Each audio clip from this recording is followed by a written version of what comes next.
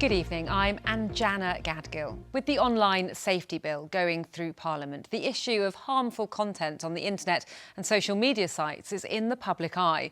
But 2 years ago, a woman from Gosport went about developing her own way of tackling the issue. Following her brother's suicide, Alice Hendy developed a piece of software to intercept harmful content, which is now available around the world. Last weekend, she put on a festival to raise awareness of suicide and to fundraise for her charity Ripple, so it can reach even more people in crisis. Jo Kent reports. Josh took his own life 3 years ago, aged 21. His family were aware of his struggles with his mental health, but had no idea of the harmful content he was accessing online.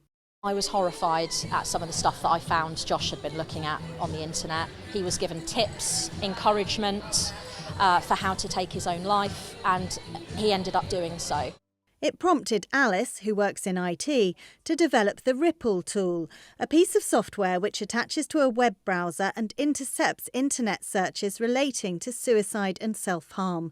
Instead of displaying search results, the user sees a message of hope, together with contact details for organisations supporting people in crisis.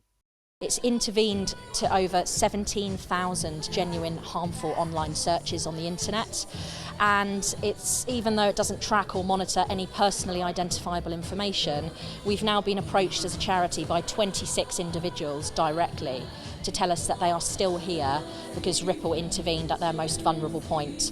And it's that figure, that statistic, that keeps me going and gets me up in the morning.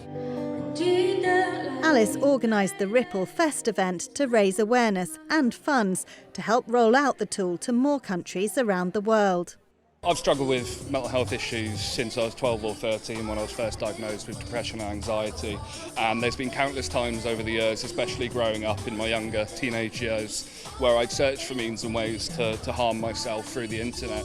It's really, really crucial that we raise awareness of this tool because there's nothing else like it in the world. It's going to save lives, it already has. It's supported by a number of suicide charities which Ripple works with, and many of those attending also had personal experiences to share. I lost my father to suicide, and the stigma of suicide is still very much out there, and it does need to change, but it's only going to take people's education to make that difference. Less than 2 years ago I tried to take my own life. I was suicidal for probably about 6 months, many attempts. Luckily it didn't work, and I used to say to people, I'm ill. I'm not stupid, I thought I was lazy, I thought I was useless, all of these things that people think, but I was ill. And for Alice, the idea to put on a festival has a special significance. One of my happiest memories that I've got with my brother is taking him to festivals and going to gigs and concerts all up around the country. So this seemed like a perfect way to pay tribute to him and remember him. The whole day is for him today.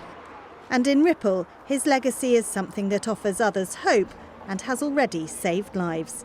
Jo Kent, BBC South Today, Gosport. Yes, a charity doing very important work there. And if you want to download the software, you can at the web address on the screen now, ripplesuicideprevention.com. And if you've been affected by the issues in that story, there's information and support available via the BBC Action Line.